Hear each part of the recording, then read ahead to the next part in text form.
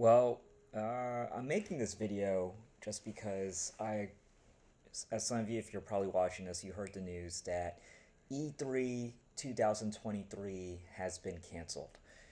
And I wanted to make this video because I see a lot of, comments out there saying that, oh, it was never going to be good anyway, and good riddance to E3, and who cares?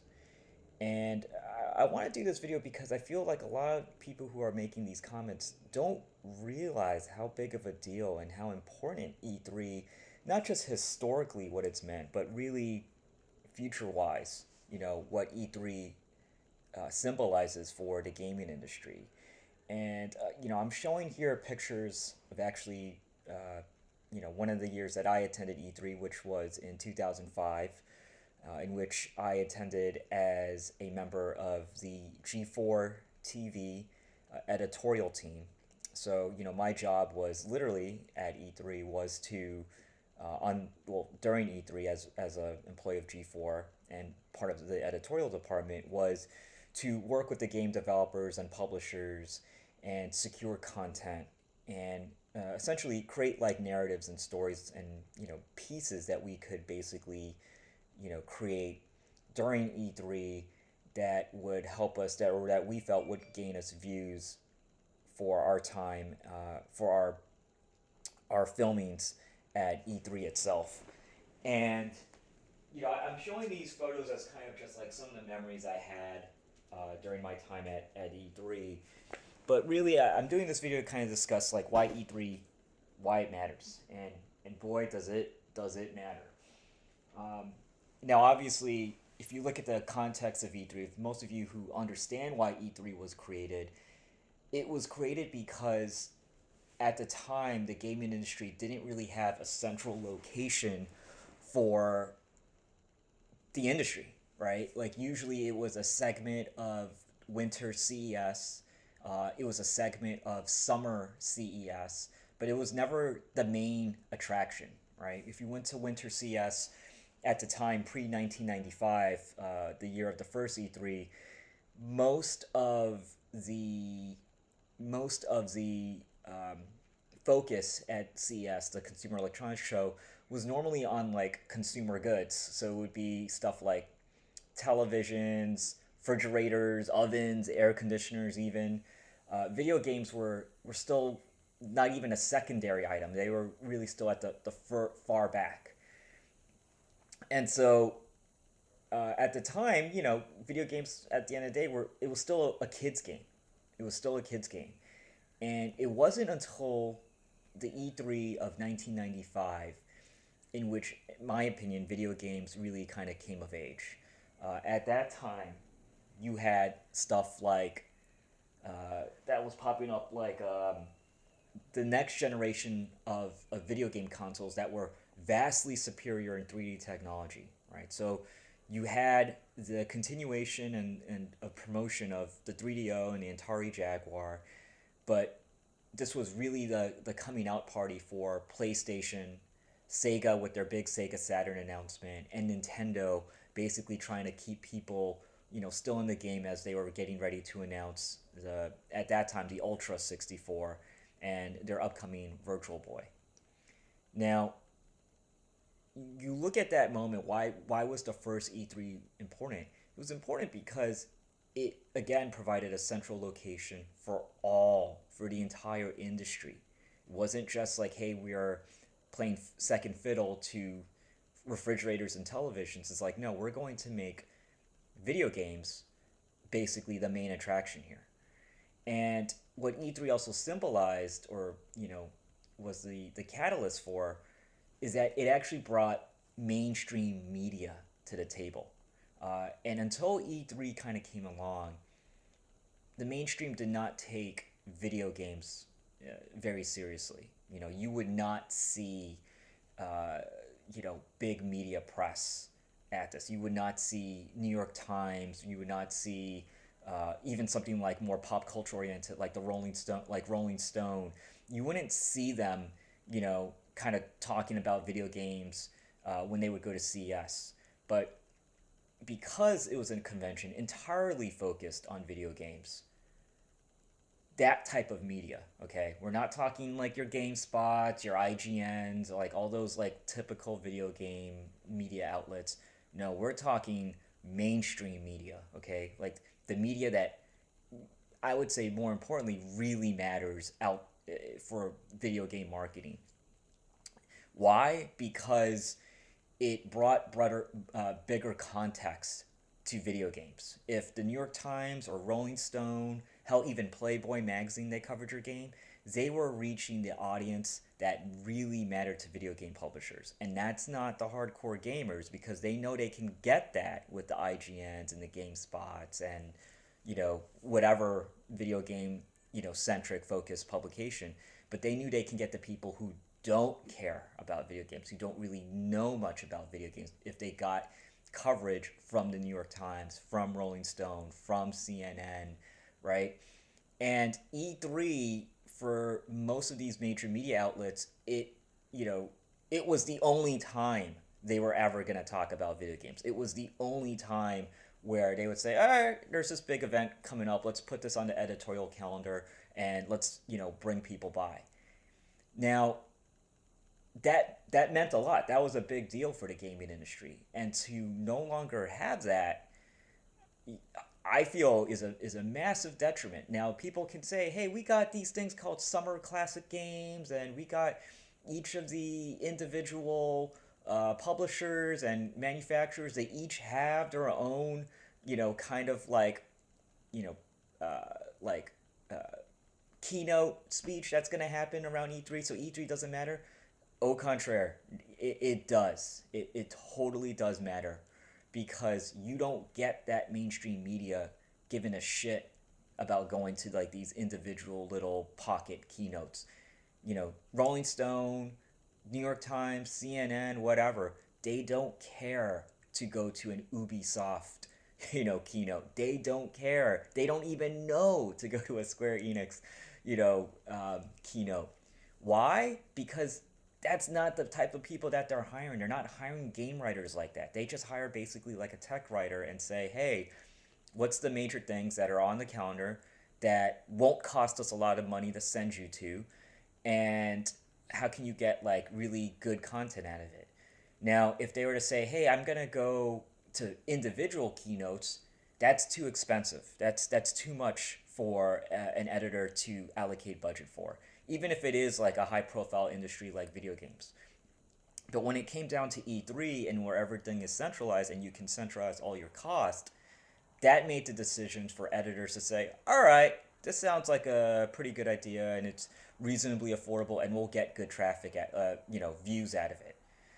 So when people say E3 does not matter, forget your IGNs, forget your Kotakus, forget your GameSpots, forget your Polygons, because those people are going to cover video games no matter what. That's not the issue. E3 did not make a difference getting those people. Those people are going to come to whatever. It's the other bigger reach mainstream outlets that make a difference. And they don't come to individual little keynotes. They only go to like one big thing, right? Like for a tech writer, they will go to CES. They will go to the Apple, keynotes because they're, major, a major consumer event. But video games are still, whether people like it or not, it is not like a ubiquitous with everyone plays video games. That's not how it is. Video games is still a specific audience. And unfortunately, without that central location to gather everyone for one time during a year, these major media outlets won't really care. Like, maybe you'll get the New York Times to a few things. Maybe you'll get Rolling Stone to a few things. But on a whole, not really. And again, you guys may not think these outlets matter. But trust me, if you can get the New York Times and you can get, the Washington Post and you can get, like even, tertiary market trade papers like or newspapers like, the Orlando Sentinel, whatever. Those matter because they reach more people than these gaming outlets. And when I mean more people, they reach more people who don't play video games. And for video game marketing, It's all about frequency. It's all about wide reach. How can you get to as many people as possible? So while it's something like E3 that centralizes all of the, gaming media, mainstream media, secondary media, big market media, and it brings it all to the table in one shot. Without E3, you lose that. That shit's out the door, right? So, what does that now mean for publishers? So, as a game developer, now you're kind of thinking, all right, well, look, I'll rely on the secondary, like, kind of events, but you're not going to get the big boys. You ain't going to get the big boys at the table as much as you like. And even when you had big publishers and mixed with, like, the tiny guys at an E3, that was a big deal because yes, the big publishers, they draw in the traffic. They draw in those big media outlets. But it paid dividends for the small guys because for the small guys, they basically say, "Hey, this is the best chance that we got of getting someone like again, like the big media outlets to actually take a look at us. Yes, they'll come for the big guys, but this is our opportunity to show our properties." And they're going to go all in to go get those big media outlets to take a look at them, and they even have a better shot of being looked at. Why? Because a lot of these writers, while they have a fair understanding of the gaming industry, they don't know, I would say, concretely who they should be focusing on, right? It's kind of like film critics. Film critics know at the end of the day, well, all right, the big studios are going to put out stuff like Warner, Disney, uh, Universal. They'll put out like big pictures, but they know that they still got to pay attention to the indie studios. Why? Because they understand that they're going to probably put out some really good movies out there that are going to be not blockbusters, but they'll be more critically acclaimed.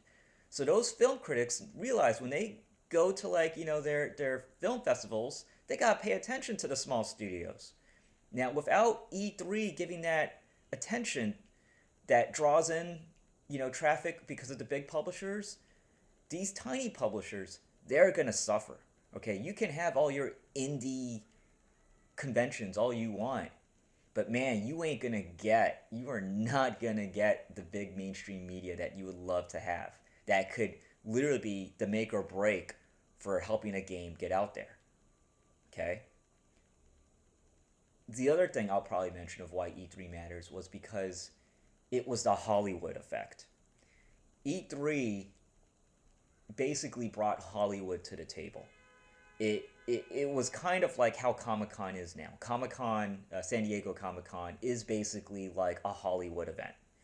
Yes, it's for the nerds, but it evolved where it brought in Hollywood to pay attention, and it drew in and it created this bigger gravitas and magnitude for Comic-Con. E3 was basically the means for the gaming industry to draw in essentially Hollywood, to draw in that bigger than it's just a gaming industry event, vibe.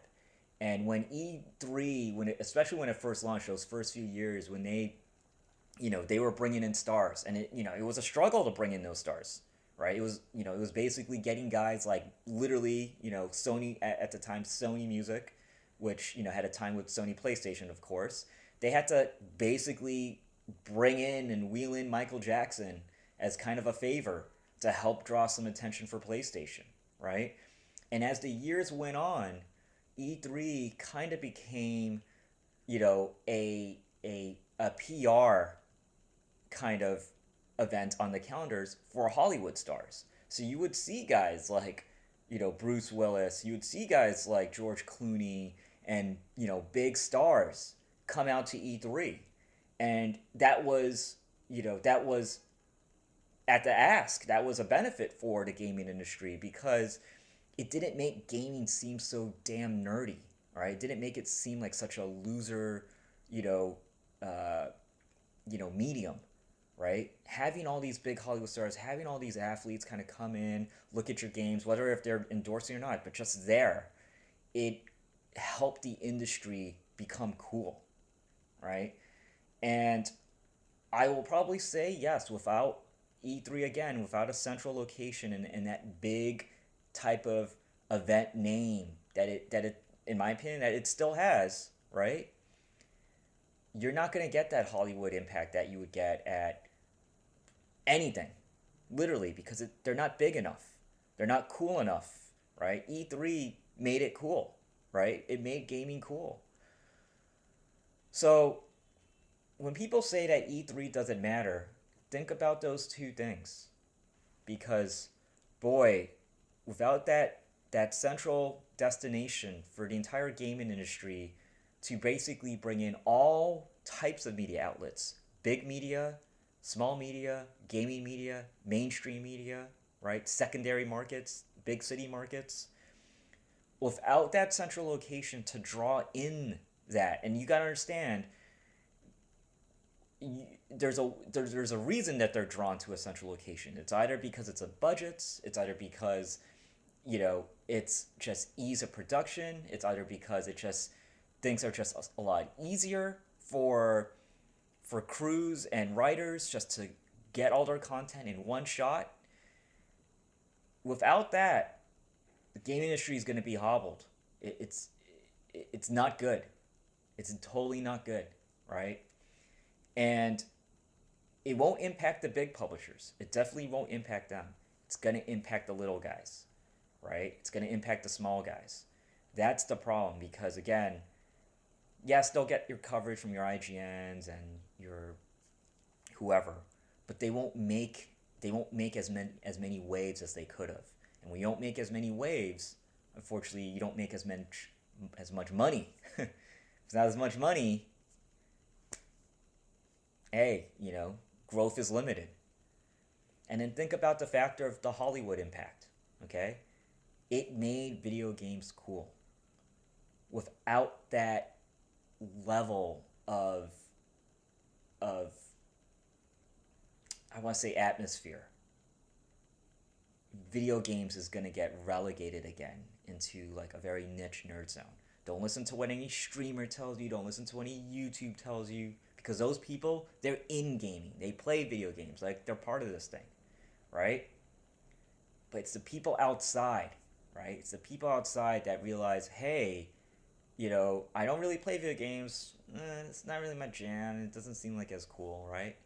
You're gonna lose those people now, and that's a really hard sell, right? That makes it just a harder thing to market when you lose that audience, right? Whether people like it or not, losing the casual and the non-gaming market without getting their attention, it's just a lot harder to market your video game. And so I'm saddened to hear that E3 is not happening this year. I'm saddened even more by people saying how unimportant and how irrelevant E3 is, because those are people who really don't understand the inner workings of how video game marketing, is going to be impacted by the loss of E3. Now, people may say, hey, the gaming industry is doing just fine. That's not the point. It's a point of how much better can you actually do, and that's the problem that they're not going to, that they won't be able to quantify. It's how much more value would you have lost, right, by not having E3, right? How much value would you have lost by not having E3? And it is definitely a loss. I will guarantee that. So here's hoping that E3 can come back. Those are my thoughts on it. And I do hope Repop and the ESA can make this work. Now, side note here, I actually was in the running for the director of marketing for E3. I'll discuss that in another video about some things I would have done differently in the lead up to, during that, if I had taken the job and taken this role and moved into it. There are definitely a lot of things that I felt they could have done to help elevate the prestige and level of detail for E3. The presence, the marketing presence, for sure, could have been drastically better. The narrative, 100% could have been better in terms of marketing E3. So this was not, in my opinion, not just a failure of the lack of, interest from publishers in E3, but also a failure in the lack of the marketing of E3, because there definitely was things that could have been done. Um, but I don't want to critique on that. You know, I don't wasn't in their shoes. I don't know exactly, obviously, what happened. All I will say is that I do hope E3 does happen again in the future, because the industry does need it. Trust me, they need it.